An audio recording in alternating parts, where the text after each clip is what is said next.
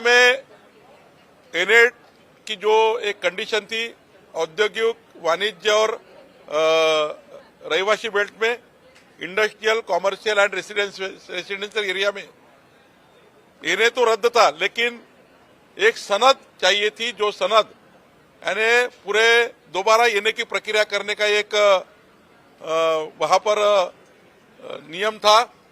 आज विधानसभा में सभी विधानमंडल के सभी सदस्यों ने, सभी पार्टी के विधायकों ने एक मत से आज विधेयक मंजूर किया, जो हमारे राजस्व विभाग ने लाया था।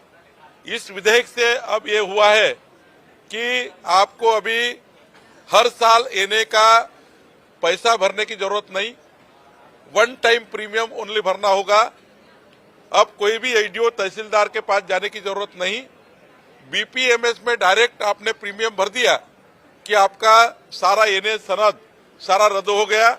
और इससे जो हमारे जो व्यवसायिक और हमारे इंडस्ट्रियल और रेसिडेंशियल बेल्ट में जो हमारे लोग हैं, इसको एक बड़ी राहत मिली है। अब एनए भी रद्द, सनद भी रद्द, ओनली वन टाइम प्रीमियम भरना है, वो भी बहुत कम रखा है। 1000 स्क्वायर मीटर के पीछे ओनली 0.10%, 1000 से 4000 स्क्वायर मीटर तक ओनली 0.25%, और 4000 स्क्वायर मीटर के ऊपर वहां पर एनए का जो प्रीमियम है, ये ओनली 0.5% लगने वाला है। तो ये बहुत बड़ा रिलीफ। और इसके बाद जो सरकारी दफ्तर में जो रोज जाना पड़ता था एनए करने के लिए और सनद लेने के लिए, अब हमारे तहसीलदार, एडीओ के पास जाने की जरूरत नहीं। डायरेक्ट बीपीएमएस में आपने प्रीमियम भर दिया कि आपको जाने की जरूरत नहीं, और हर साल एनए के पैसे भरना पड़ता था, उसका भी जरूरत नहीं। वन टाइम प्रीमियम लेकर हम अभी कंप्लीट या प्रोसेस पूरी करेंगे।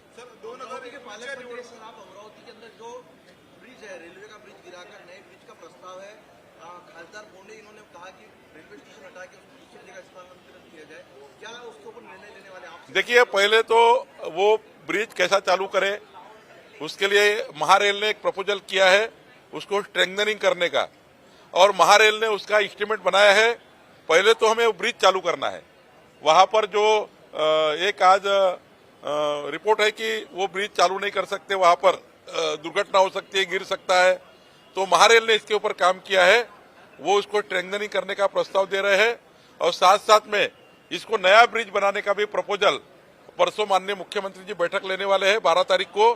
उस बैठक में ये राजकमल ब्रिज का पूरा डिजाइन और पूरा प्रेजेंटेशन होने वाला है। सर, 2019च्या निवडणुकीमध्ये उद्धव ठाकरेंच्या सरकारवरून मला कार्यक्रमामधनं काढलेलं आहे असं किरीट सोमय्यांनी म्हटलेलं आहे, आणि ते आता तिकीट देखील कापलेलं आहे। आता भाजपच्या त्या नेत्याने क्षमा मागली असं देखील किरीट सोमय्यांनी म्हटलेलं आहे।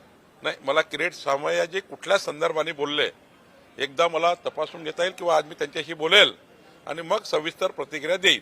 सर, अधिवेशनाचे 4 दिवस राहिले, कोणत्या मागणी पूर्ण येणार आहे किंवा लोकहिताची कोणत्या प्रामुख्याने येतील? आता मी काल आमच्या महसूल खात्याचं जर सांगितलं तर कालचा जो कायदा पारित झाला, आज विधान परिषदेमध्ये पारित झाला, या कायद्याने 60 लाख परिवारांना, 60 लाख ज्यांना त्यांचे नाव 7/12 आणण्याकरता त्यांचे घर मानव नियमितीकरण करण्याचा निर्णय घेतला। त्यामुळे 3 कोटी नागरिकांना, 60 लाख परिवारांना याचा फायदा होणार।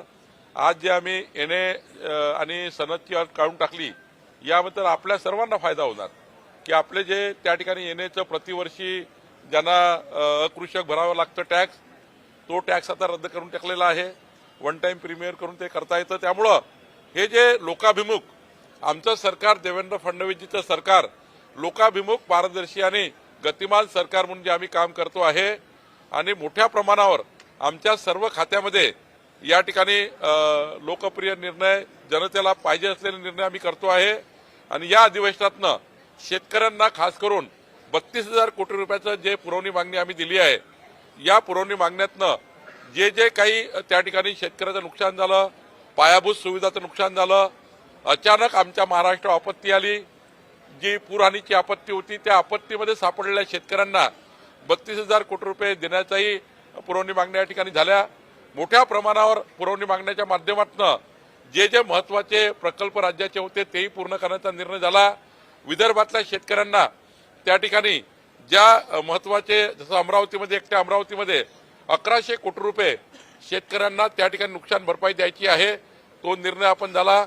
नागपुरामध्ये आणि पूर्ण विदर्भामध्ये आणि महाराष्ट्रात, सर्वच महाराष्ट्राच्या सर्व शेतकऱ्यांना त्यांच्या रबी पिकापूर्वी त्या ठिकाणी त्यांना थोडी मदत करण्याच्या दृष्टीने आपण हा निर्णय घेतलेला आहे. एकंदरीत महाराष्ट्र सरकारचे अधिवेशन शेतकरी हिताचा आहे. शेतकऱ्याकरताच निर्णय होते आहे, शेतमजुराकरताच निर्णय होते आहे. आणि छोटे छोटे जे त्या ठिकाणी व्यापारी आहेत, जे छोटे छोटे त्या ठिकाणी इंडस्ट्रीज आहेत, त्या ठिकाणी रहिवासी बेल्ट आहे, याकरताही मोठे निर्णय या अधिवेशनात होत आहे. एकंदरीत लवकरच महाराष्ट्रामध्ये मुख्यमंत्री बळीराजा पांदन रस्ते योजना ही येऊ घातलेली आहे. मुख्यमंत्री बळीराजा पांदन रस्ते योजनेमध्ये शेतकऱ्याच्या शेतातले रस्ते बांधण्याचा निर्णय आमचं सरकार करणार आहे. लवकरच तोही प्रस्ताव आम्ही आणतो आहे, जेणेकरून महाराष्ट्राच्या शेतकरी शेतमजुराला महाराष्ट्राच्या अधिवेशनातनं, नागपूरच्या अधिवेशनातनं मोठा रिलीफ मिळणार आहे. शरद पवारांच्या घरी खासदारांना स्नेहभोजनाचं निमंत्रण देण्यात आलेलं आहे. दोन्ही राष्ट्रवादीचे नेते एकत्र येणार आणि अजितदादा देखील जाण्याची शक्यता. मला वाटतं की जेवणासाठी कोणी एकत्र गेले तर त्याला काही अडचण नाही. मी जेवणासाठी कुणाला बोलवलं तर सर्वच जेवायला येतात. जेवण म्हणजे काही आपल्या राज्याची संस्कृती नाही आहे. जेवायला बोलवलं म्हणजे काही गडबड होते. आपल्या राज्यात ही संस्कृती नाही आहे.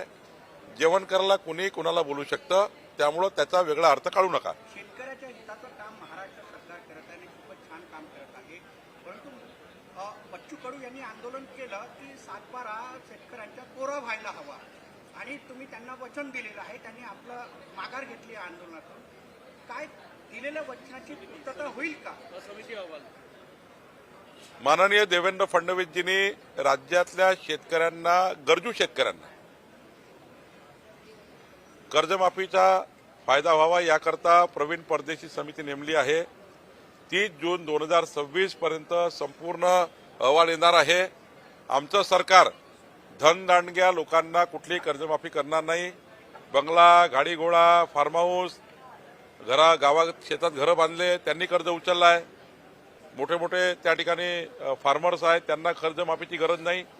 पण ज्या गरीब वर्गाला 40-40 वर्ष शेतामध्ये राबराब मेहनत करतो आहे, पण कर्जावर व्याज, सरळ व्याज चाललं, तो शेतकरी आत्महत्येकडे चालला, त्या शेतकऱ्याला आत्महत्या होऊ द्यायच्या नाही आणि पुढच्या काळात त्याच्यावर पुन्हा कर्ज होणार नाही. याकरता दोन्ही बाबींनी सरकार विचार करत आहे. एकीकडे अशी कर्जमाफी करायची आणि दुसरीकडे पुन्हा त्या शेतकऱ्याला कर्जात जाऊ द्यायचं नाही. या दोन्ही बाबीचा विचार प्रवीण परदेशी समिती करत आहे आणि आम्ही 30 जून 2026 पर्यंत या सर्व विषयाला एकंदरीत संपवण्याचा विषय आम्ही करतोय.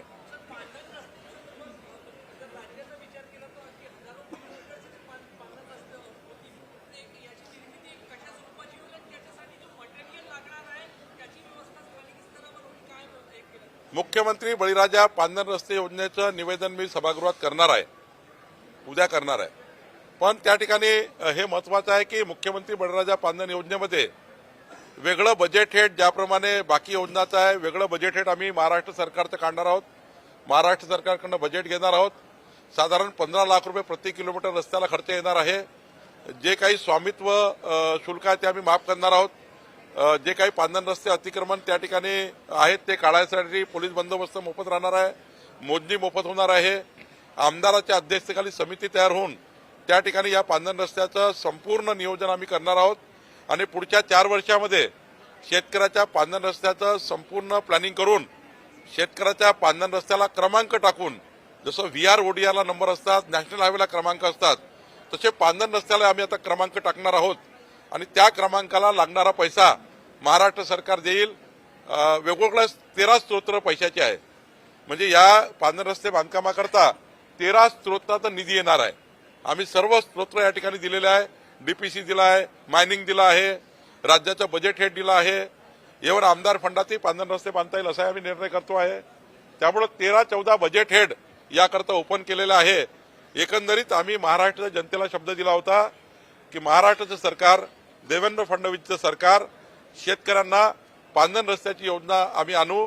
एकीकडे MRGH ची योजना आहेत, रोजगार हमीमध्ये आहेत, पण सोबतच आता मुख्यमंत्री बळीराजा पांढररस्ते योजना या राज्यामध्ये लागू होणार आहे. बेस्ट